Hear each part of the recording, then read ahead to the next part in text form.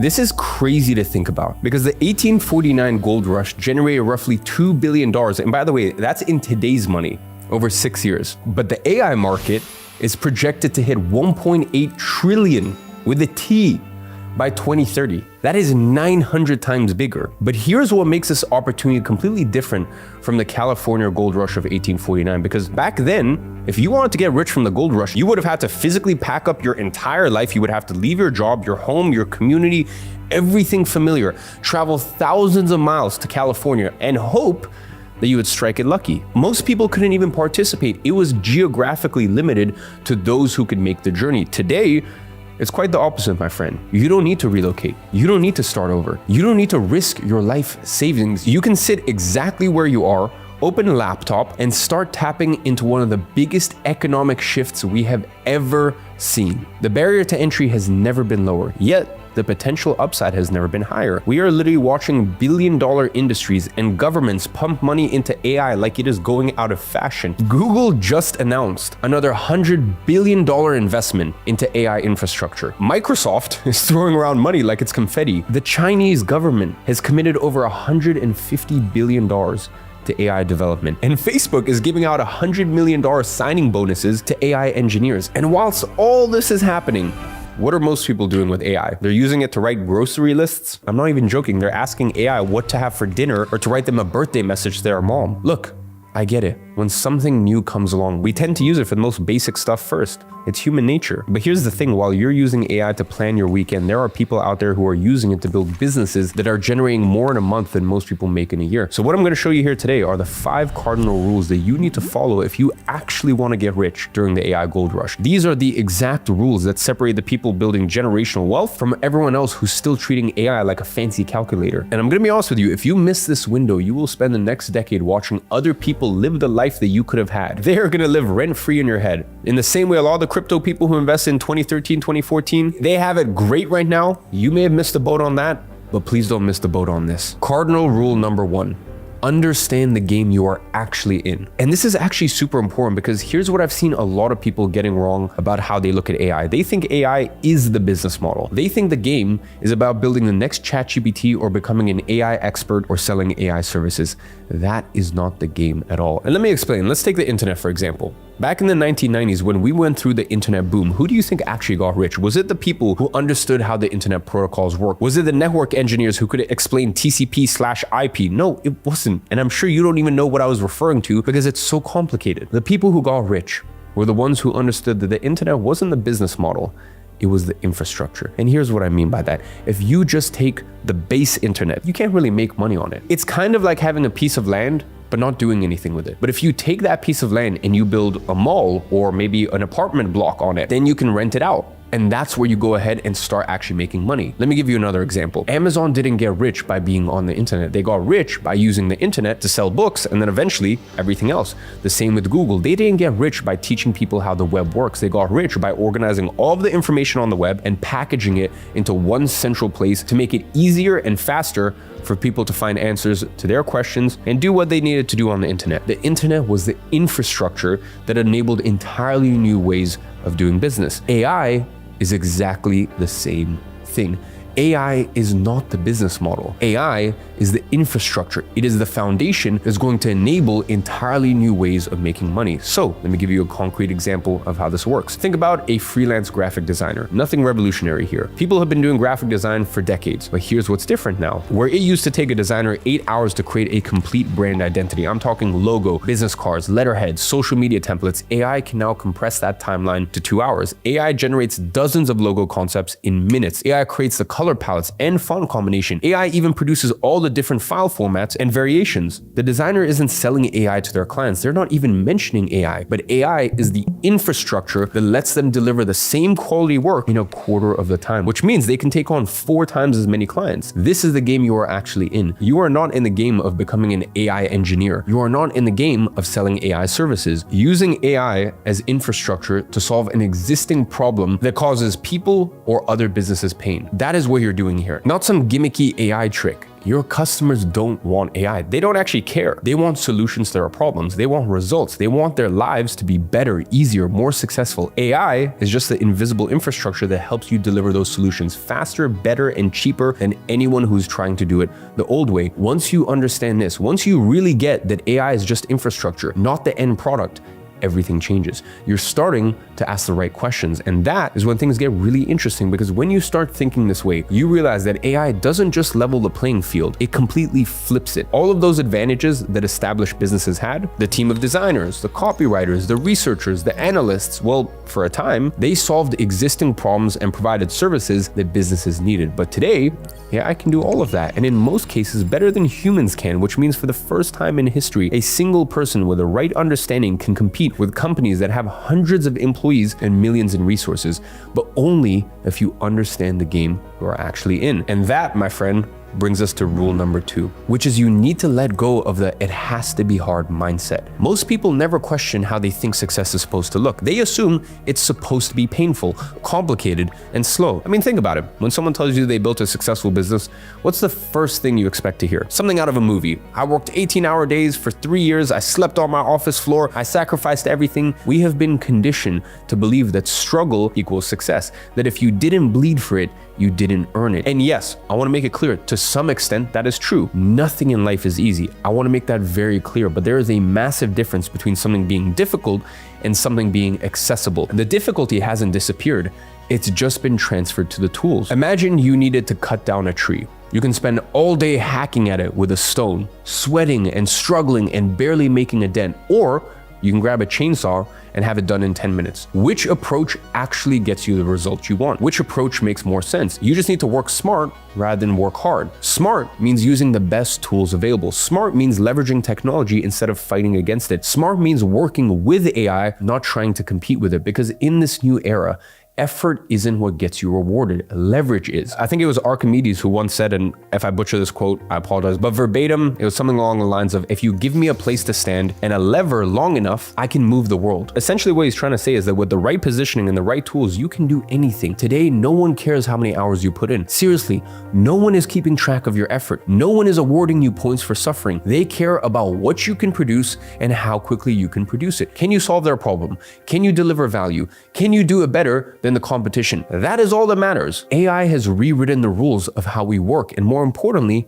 how we win. The people who get ahead now are the ones who are willing to break up with their old beliefs. They've stopped wearing struggle like a badge of honor and started focusing on what actually creates value. And it has to be fast. In today's world, speed wins. The company that can deliver results faster gets customers. The entrepreneurs who can adapt quickly dominate the market. That is what AI unlocks. It allows you to skip the busy work and build something that actually works. What used to take weeks and months can now be done in the space of a few hours. Writing sales copy used to require getting a degree in psychology and marketing and spending years and years doing that. And now AI can write better copy than most humans can in the space of 10 minutes. Market research used to take weeks of manual analysis. Now AI can synthesize thousands of data points instantly. Content creation used to be a full-time job. Now AI can produce more content in a day than most people can create in a month. The old rule said, if it's simple, it's probably not worth much. But in this new market, things are flipped on its head. If it's not simple, you're probably doing it wrong. I mean, just think about every major breakthrough in history. The printing press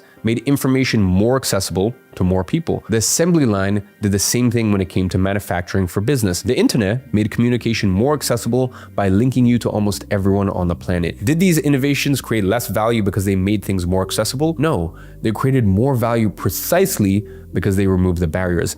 AI is the same thing. It's not making your work less valuable, it's making value creation more accessible. And that mindset shift is everything, because once you let go of the idea that success has to be painful, you finally become open to the tools that make it effortless. Once you stop believing that struggle equals worth, you can start focusing on what actually matters. Results. The people who are winning right now aren't necessarily grinding harder than you are. They are leveraging smarter. They're using AI to do in 1 hour what it used to take 10 hours, because they understand that the goal isn't to work hard. The goal is to win. And that brings us exactly to our third rule, which is you have to use specialized tools rather than generalized tools. Let's say you've been presented this beautiful, well-seasoned steak right in front of you. and you need to cut into it. Now, instead of being given a chef's knife, you've been given a butter knife. We've all been there. Now, of course, you can still go ahead and cut through the steak, but it's an absolute hassle and a struggle. It's slow and it's messy. You're sawing back and forth, trying to make it work, but it's not doing what you need. You're gonna get it done, but you won't do it very easily. Now, with that same steak, if you went ahead and used the chef's knife, you'll do it with one clean slice through. You won't struggle. There's no wasted motion. It's faster, it's cleaner, it's sharper, and it's built for the job. And while both of them are technically knives, only one was designed to deliver the result that you wanted. And for this reason, you need to choose the right tool, not just any tool. You see, most people use AI like it's all the same. They open a general chatbot, they ask it to build a funnel or write a sales page or launch a product. Then they also use the same tool to write birthday messages, and then they get confused when the results feel, well, off. It's not that the AI didn't work, it's just that you're using the wrong tool. General AI tools are great if you're trying to organize your thoughts and clean up a work email, but they're not gonna get you the results you want if you need something specific. And that's what specialized tools are for. Tools built exactly for a particular outcome. Specialized tools give you leverage, the kind of leverage that used to be locked behind expensive experts, long timelines, teams of people, and skills that would take you years to develop. They eliminate the learning curve entirely and put professional grade results directly in your hands. I mean, look at what's happening right now. Tools like Gamma AI have been absolutely exploding in popularity, and there's a reason for that.